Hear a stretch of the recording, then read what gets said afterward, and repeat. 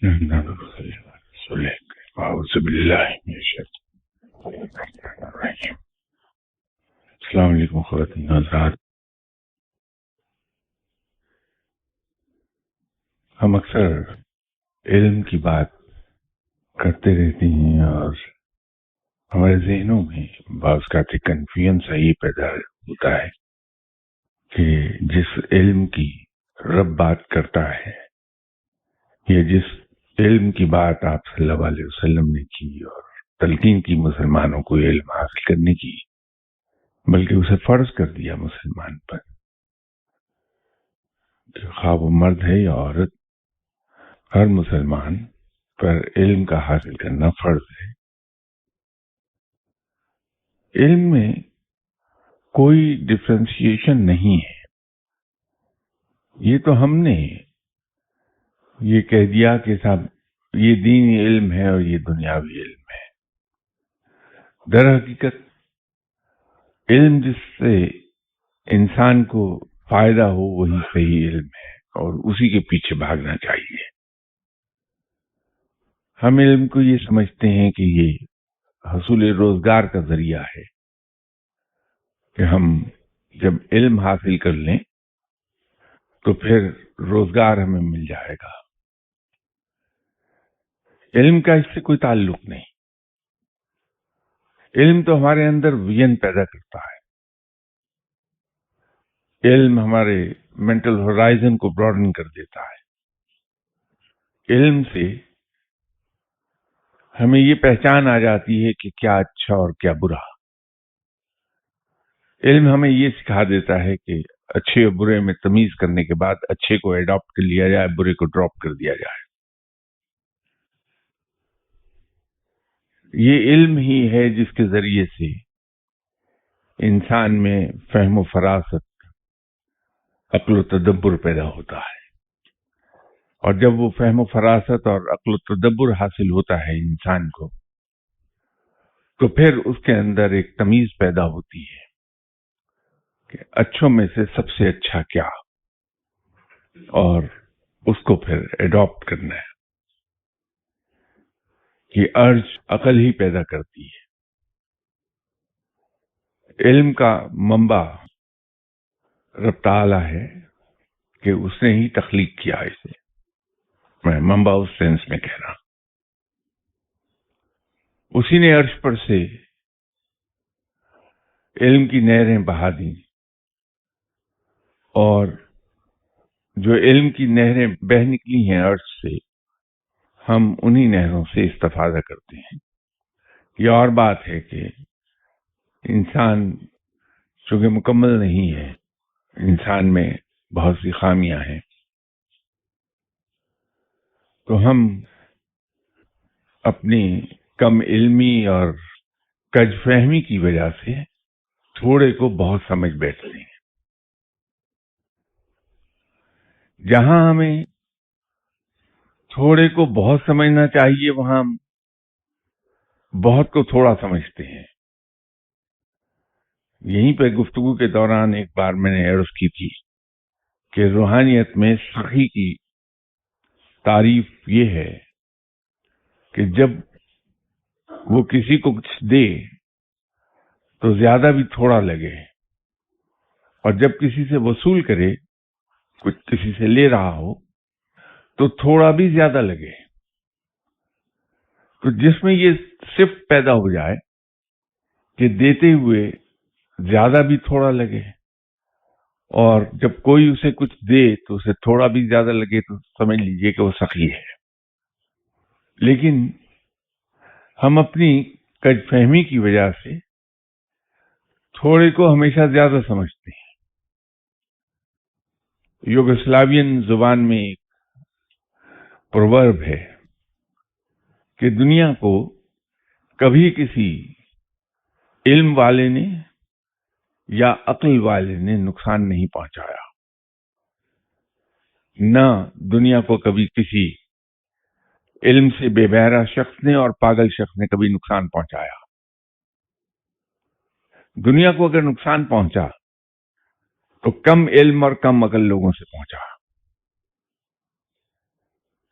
جہالت خوفناک چیز ہے، لیکن کم علمی اس سے کہیں زیادہ خوفناک ہے. اور پھر اس سے بھی زیادہ ایک خوفناک چیز یہ ہے کہ انسان کے پاس علم تھوڑا ہو اور وہ اپنے آپ کو یہ سمجھے کہ میں بہت قابل ہوں. یہ انتہائی خوفناک چیز ہے. سب سے زیادہ علم جہاں سے بات میں کر رہا تھا کہ رب تعالیٰ کے پاس ہے، اور رب تعالیٰ نے آپ صلی اللہ علیہ وسلم کو علم سے پوری طرح نوازا. رب تعالیٰ نے آپ صلی اللہ علیہ وسلم کو رموز اسرار کائنات تک عطا فرما دیے. یہ جو حروف مقطعات ہیں وہ کیا ہیں؟ یہ کائنات کے اسرار کے رموز ہیں. وہ آپ صلی اللہ علیہ وسلم کو عطا ہو گئے تھے، اور آپ صلی اللہ علیہ وسلم نے اپنے آپ کو علم کا شہر کہا، اور حضرت علی کرم اللہ وجہہ کو علم کے شہر کا دروازہ. ایک دن میں ایک سوال پڑھ رہا تھا جو پیش ہوا لوگوں کے سامنے کہ 17 اونٹ ہیں اور انہیں 3 آدمیوں پر تقسیم ہونا ہے. ایک آدمی کا حصہ ان 17 اونٹوں میں 50% ہے، دوسرے آدمی کا اس میں شیئر جو ہے وہ 1/3 ہے، اور تیسرے آدمی کا حصہ اس میں 1/9. اب وہ 17 کیملز کی تقسیم کسی سے ہو نہیں پا رہی تھی کہ اس کو کس طرح سے کیا جائے. زندہ اونٹ ہیں، کاٹے وہ نہیں جا سکتے. تو بالآخر مدینہ کے رہنے والوں نے یہ کہا کہ اس کیس کو حضرت علی کرم اللہ وجہہ کے حضور پیش کر دیا جائے، وہاں سے حل مل جائے گا. تو معاملہ پیش کیا گیا جناب حضرت علی کرم اللہ وجہہ کی خدمت میں.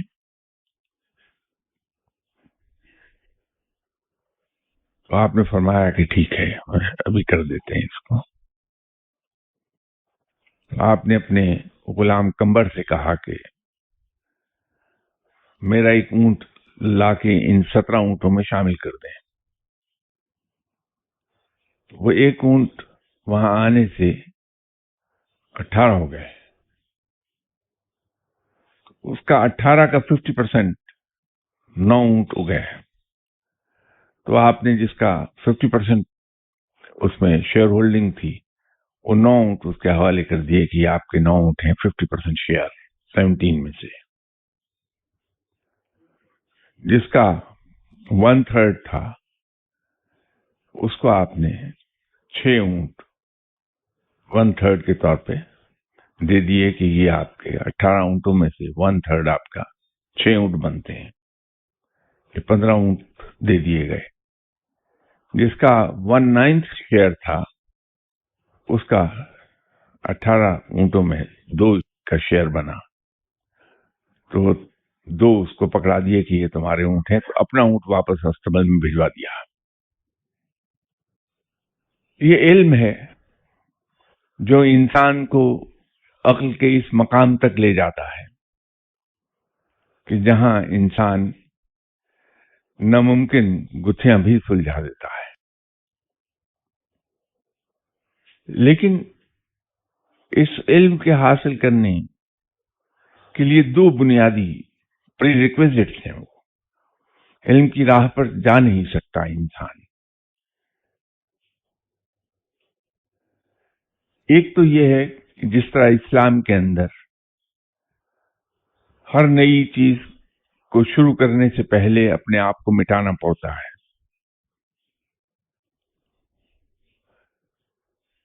جیسے اگر کوئی غیر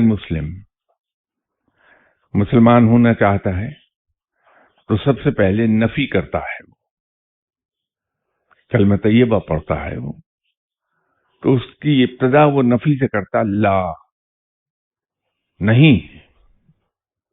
تو عربی کے اندر جہاں میجر ایمفیسس دینا ہو کسی بات پر، اس کی ابتدا نفی سے ہوتی ہے.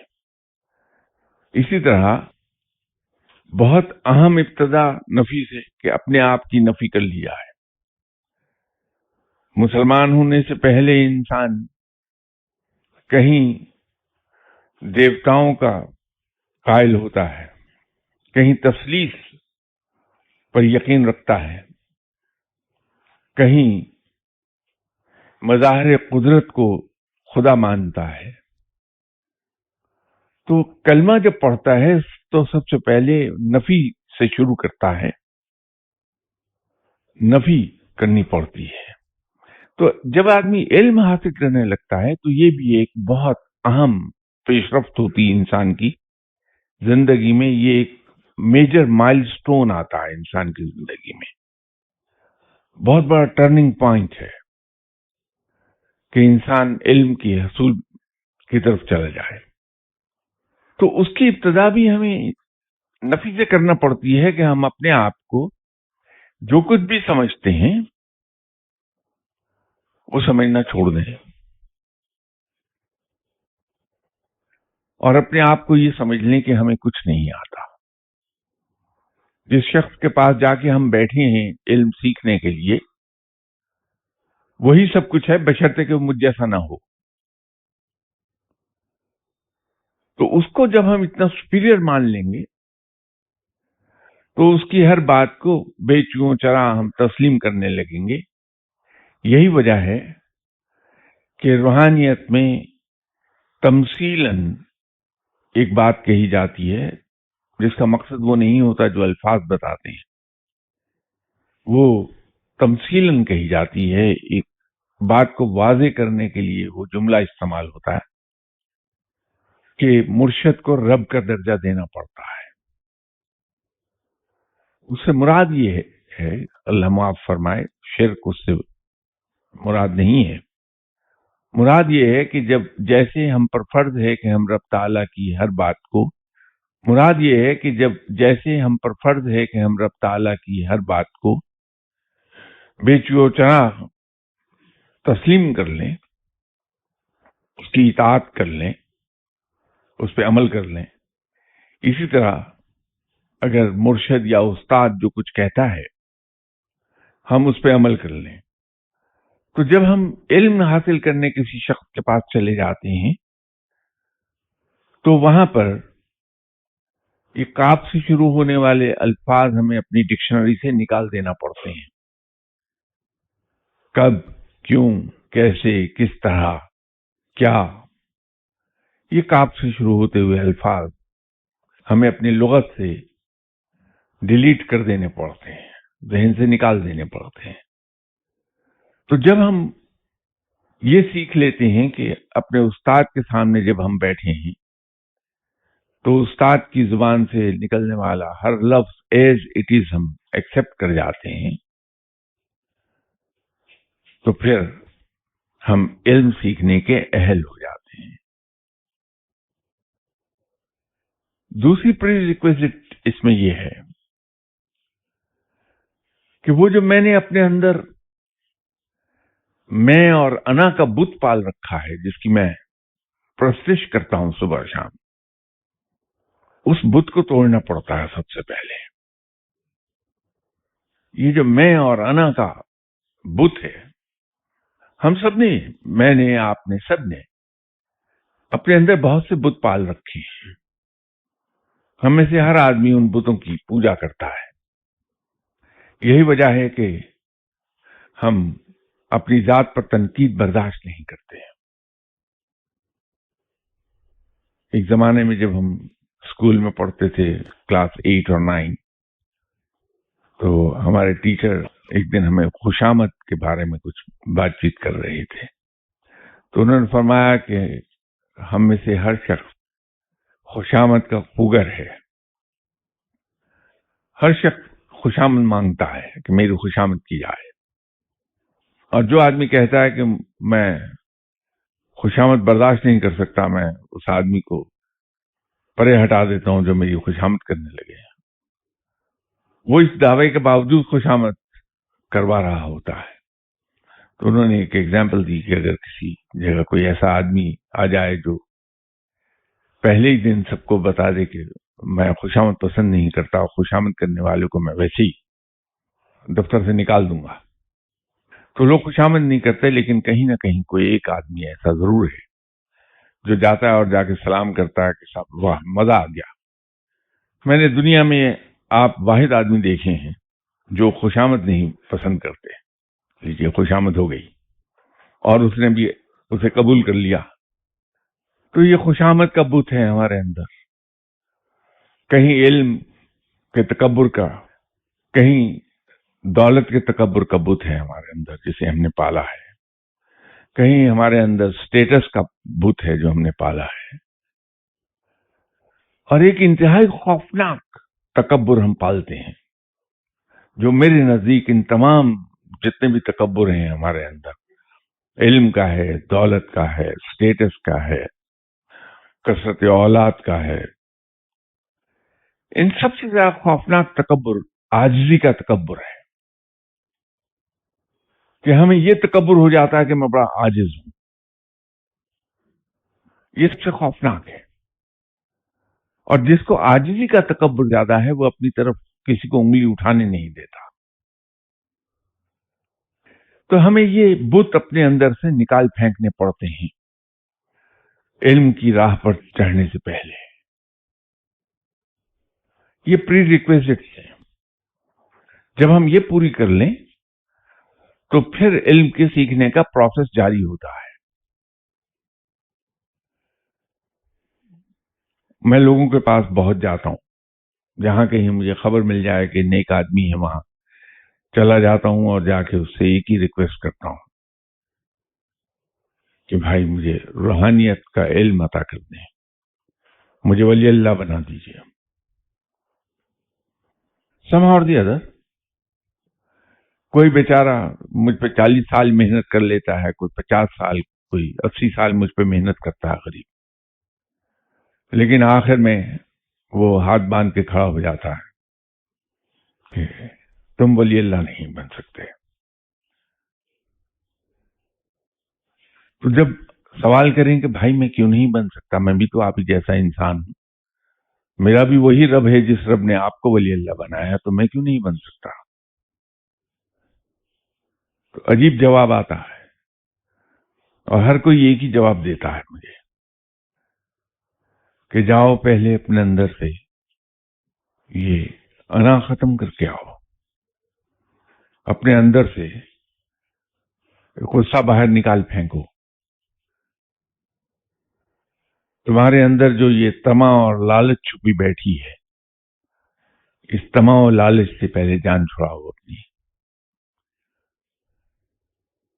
یہ جو تمہارے اندر انتقام کا جذبہ رہتا ہے ہر وقت کہ اس آدمی نے مجھے گھور کر دیکھا تھا، میں اسے بخشوں گا نہیں، انتقام لے کے چھوڑوں گا، یہ انتقام کا جذبہ نکالو اپنے اندر سے. تم تو کسی کو اپنے سے آگے جاتا دیکھ نہیں سکتے، تو یہ حسد اپنے اندر سے نکالو.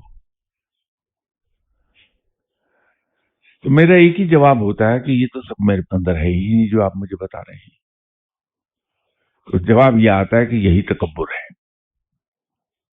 یہیں پھنسے ہوئے ہو. تو بھائیو، یہ جو ہم سرگرداں رہتے ہیں روحانیت کے تلاش میں، اس پہ وقت ضائع نہ کریں. ہم اگر اس راہ پر چڑھنا ہے تو پھر ہمیں دل سے یہ سب چیزیں نکال کر پھینکنا پڑیں گی، دل صاف کرنے پڑیں گے، ان کو دھو دینا پڑے گا دلوں کو. تب کہیں جا کر دل صاف ہوتا ہے، پاک ہوتا ہے کہ اس میں رب آن بسے. رب بہت پاک ہے، بہت صفائی پسند ہے، بڑا نفاست پسند ہے. رب وہاں نہیں رہتا جہاں اس قسم کی بدبودار چیزیں رہتی ہوں، लालच, तमा, हसद, इंतकाम, गुस्सा, हिर्स, वहां रब नहीं रह पाता। रब तो रहता है सिर्फ उस दिल में जो बहुत पाक और साफ है, बिल्कुल नीट एंड क्लीन। तो पेशतर इसके कि हम अपने घर में एक बहुत ही आला मकाम मेहमान को लाकर बिठाना चाहें, हमें अपने घर को बहुत ही पाक और साफ करना पड़ता है। अब वो अभी इब्तदा है, अभी तो हम चले ही नहीं कहीं, पहला कदम नहीं उठाया। तो पहला कदम तो उस वक्त उठेगा हमारा जब हमारे उस्ताद या हमारा मुर्शिद हमें ये कह दें कि आज मैं तुम्हें रूहानियत का पहला सबक दे रहा हूं। आज के बाद कोई शख्स तुम्हें कितना ही बुरा भला कह दे, भरी महफिल में तुम्हारी तजलील कर दे, तुम्हारी तहकीर कर दे, तुम्हारी तज़हीक करे, कोई शख्स तुम्हारे खिलाफ साजिशें करे, तुम्हारी जड़ें काटे, कोई शख्स कितना ही बड़ा तुम्हें नुकसान पहुंचा दे, तुमने उसके खिलाफ दिल में बाल बराबर कोई मैल नहीं आने देना, तुमने उसे अच्छा ही गर्दानना है। तो वो ये फिर आपको पहला सबक दे देगा, मुझे पहला सबक दे देगा। तो जब आदमी इसको क्वालिफाई कर ले, इसमें प्रैक्टिस करने से हो जाएगा, तो फिर अगला कदम वो सिखाता है कि आज के बाद तुम्हारी अपनी जात बिल्कुल तुम्हारे लिए अहम नहीं, दूसरे अहम है। तुमने अपने लिए जिंदा नहीं रहना, तुमने दूसरों के लिए जिंदा रहना है। वो दर हकीकत क्या कह रहा होता है? एक हदीस है आप सल्लल्लाहु अलैहि वसल्लम की कि तुम में से बेहतरीन शख्स वो है जिससे दूसरों को नफा पहुंचे। वो दर हकीकत उस हदीस को अपने अल्फाज में तर्जुमा करके आपसे कह रहा है कि आज से तुम्हारी अपनी जात खत्म, दूसरे सब कुछ। आज से तुम अपने लिए नहीं, दूसरों के लिए जिंदा रहोगे। तो ये अगला कदम वो उठवाता है। तो ये कदम उठाने के बाद इंसान के अंदर एक तब्दीली वाक़ई होती है, वो है आजिज़ी आने लगती है।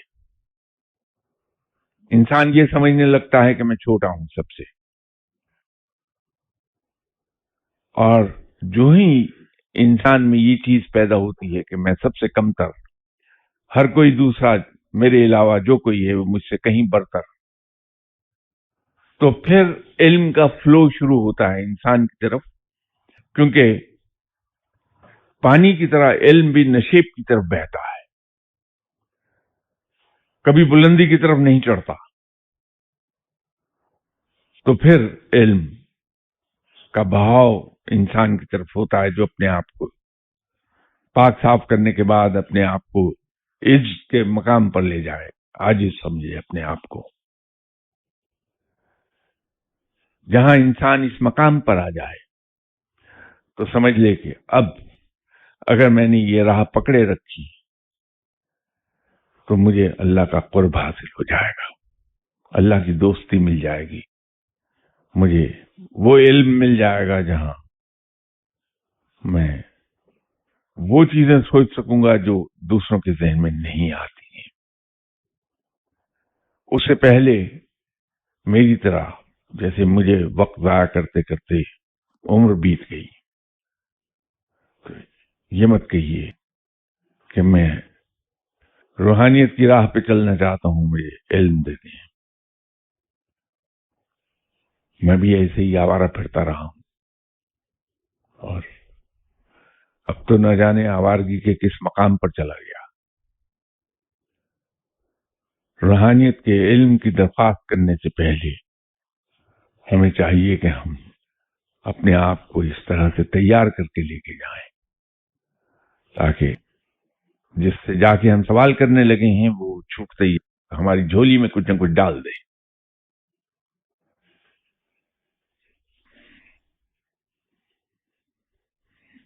کسی صاحب نے سوال پوچھا ہے کہ آپ کی یہ جو پاکستان میں شدت پسند خود کو طالبان کہتے ہیں، کیا رائے ہے؟ یہ کوئی فتنہ ہے یا یہ حق پر ہیں؟ میں آپ کی خدمت میں جواب عرض کر دیتا ہوں، لیکن اس سے پہلے آپ سے ایک چھوٹا سا سوال. بھائی، میں نے آپ کا کیا بگاڑا ہے جو مجھے ان کے سامنے ڈال رہے ہیں آپ؟ میں نے ابھی آپ سے ایک عرض کی تھی کہ علم کے ایک خاص مقام تک، عقل کے ایک خاص مقام تک اگر انسان نہ پہنچے تو یوگسلاوین زبان کی میں نے ایک پروورب آپ کے سامنے کوٹ کی تھی، تو خطرناک ہو جاتا ہے. میں انہیں نہ تو یہ کہتا ہوں کہ یہ فتنہ ہے، نہ میں ان کو یہ کہنے کو تیار ہوں کہ بھٹکے ہوئے ہیں، کیونکہ ان سے زیادہ بھٹکا ہوا تو میں ہوں. یہ ہمارے مسلمان بھائی ہیں جو اسلام کو اس نظر سے دیکھ رہے ہیں جو ان کو پڑھایا گیا ہے. یہ ان کا نقطہ نظر ہے، اور میرے مذہب میں تو یہ ہے کہ ہر انسان، بقول حضرت عمر رضی اللہ تعالی عنہ کے، کہ ان کو ان کی ماؤں نے آزاد جنا تھا، تمہیں یہ حق کس نے دیا کہ تم انہیں غلام بنا لو؟ تو میرے مذہب کے مطابق، میری سوچ کے مطابق، ہم میں سے ہر انسان آزاد ہے. اس کو یہ حق حاصل ہے کہ وہ اپنی ایک رائے قائم کر سکے اور اس رائے کا برملا اظہار کر سکے. صرف ذرا سی احتیاط یہ کہ جب ہم اپنی رائے کا اظہار کرتے ہیں تو اس میں کسی کو نقصان نہ پہنچے، کسی کا دل نہ دکھ جائے، کسی کی تحقیر نہ ہو جائے، کسی کی تضحیک نہ ہو جائے، کسی کا تمسخر نہ اڑے. یہ ذرا سی احتیاط چاہیے، ورنہ انہیں بھی حق ہے، یہ بھی ہمارے مسلمان بھائی ہیں کہ وہ اپنی رائے قائم بھی کریں اور اس رائے کا اظہار بھی کریں. وہ حق انہیں دیا جانا چاہیے، لیکن اس اظہار میں کہیں کسی دوسرے مسلمان کو نقصان نہ پہنچے، بلکہ دوسرے انسان کو نقصان نہ پہنچے، نہ ذہنی نہ جسمانی. ان صاحب کا دوسرا سوال یہ ہے کہ یہ جو پرائز بانڈز یا بیمہ پالیسی ہے، اس پر آپ کی کیا رائے ہے؟ انہوں نے ایک پیش بندی کی ہے کہ میں آپ سے فتویٰ نہیں مانگ رہا، صرف آپ کی رائے پوچھ رہا ہوں. بات یہ ہے کہ میری ذاتی رائے اگر آپ مجھ سے پوچھیں گے تو وہ تو میں دے سکتا ہوں، لیکن فتویٰ دینے کا اہل نہیں ہوں. فتویٰ آپ کسی مفتی سے ہی لیجئے گا، وہی بہتر ہے. میری ذاتی رائے میں پرائز بانڈ اور بیمہ پالیسی دونوں جائز نہیں ہیں.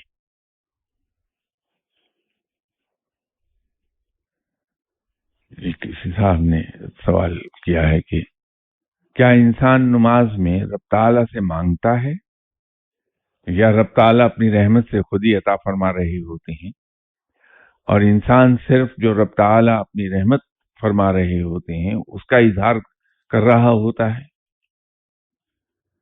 جو کچھ ہم نماز میں پڑھتے ہیں وہ رب تعالیٰ کی حمد و ثنا کے بعد، رب تعالیٰ کی شکر گزاری کرنے کے بعد دعا کر رہے ہوتے ہیں. جو کچھ ہم پڑھتے ہیں وہ دعا ہے، اور پھر ہم دعا پڑھنے کے بعد آپ صلی اللہ علیہ وسلم کی شکر گزاری کر رہے ہوتے ہیں درود شریف پڑھ کر. بات یہ ہے کہ ہمیں عاجزی کی طرف اور عجز سکھانے کا آسان طریقہ یہ ہے کہ ہم رب سے مانگتے رہیں. رب تعالیٰ کی عطا کرنے کی صفت ہمارے مانگنے کی محتاج نہیں ہے. وہ اتنی بے پایاں ہے، اس قدر وسیع ہے کہ کوئی مانگے یا نہ مانگے اس سے وہ عطا کرتا رہتا ہے. یہ جو اس کے سامنے ہاتھ پھیلانے کی تلقین ہے، یہ اس کے سامنے سر جھکانے کا حکم ہے، وہ صرف اس لیے ہے کہ ہم بھٹک نہ جائیں، ہمیں یہ احساس رہے کہ رب وہ ہے جو اوپر بیٹھا ہے اور ہم اس کے عاجز بندے ہیں. جو کچھ ہمارے پاس ہے یہ ہمارے رب ہی کا عطا کردہ ہے، یہ ہمارا نہیں ہے. تو یہ اسی صورت میں ہمیں یاد رہ سکتا ہے جب ہم دن میں بار بار اس سے مانگتے رہیں. تو یہ جو مانگنا ہے یہ تو ایک حجت ہے، ورنہ رب تعالی کی شان ربوبیت ایسی ہے کہ وہ ہمارے مانگنے کا محتاج نہیں کہ ہم اس سے مانگیں تو وہ کچھ دے. وہ تو بن مانگے عطا فرماتا ہے. اسی لیے جو کچھ ہم مانگتے ہیں اس سے کہیں زیادہ مل رہا ہوتا ہے، اور وہ کچھ بھی مل رہا ہوتا ہے جو ہم مانگتے ہی نہیں. ہمیں تو خود پتہ نہیں چلتا کہ سال کے بعد ہماری ضروریات کیا ہوں گی، تو رب تو ان کو وقت سے پہلے پورا کر کے بندوبست کر کے ہمارے سامنے ڈال دیتا ہے. یہ شان ربوبیت اس کی بہت بلند ہے، ان تمام چیزوں سے بالا تر کہ اس سے کچھ مانگا جائے تو وہ دے. خدا عطا کرتا ہے، لیکن مانگنا ہمارے لیے بڑا ضروری ہے کہ ہمارے اندر عجز پیدا ہو، بندہ ہونے کا، غلام ہونے کا احساس رہے کہ ہم رب کے بندے ہیں، رب کے غلام ہیں، وہ آقا ہے. ایک اور سوال فرمایا کہ میں نے اکثر ولی اللہ جو گزرے ہیں ان کے حالات زندگی پڑھے، مگر ان میں سے تقریباً تمام رب تعالیٰ کے منتخب کرنا ہے. روحانیت کی راہ پر چلنے والے لوگ بھی بہت باعمل ہوتے ہیں تو رب انہیں اپنا قرب عطا کر دیتا ہے، مگر کچھ ایسے بھی ہیں جن کے ہاتھ خالی ہیں اعمال کے لحاظ سے، مگر ان کی آنکھیں اپنے رب کے لیے دن رات روتی رہتی ہیں. سینے میں ایک عجیب فراق کی آگ محسوس ہوئی ہے جو نہ چین لینے دیتی ہے کہ آنسوؤں کو رکنے دیتی ہے. یہ کیا ہے؟ کیا ایسے لوگوں کو رب مل جائے گا؟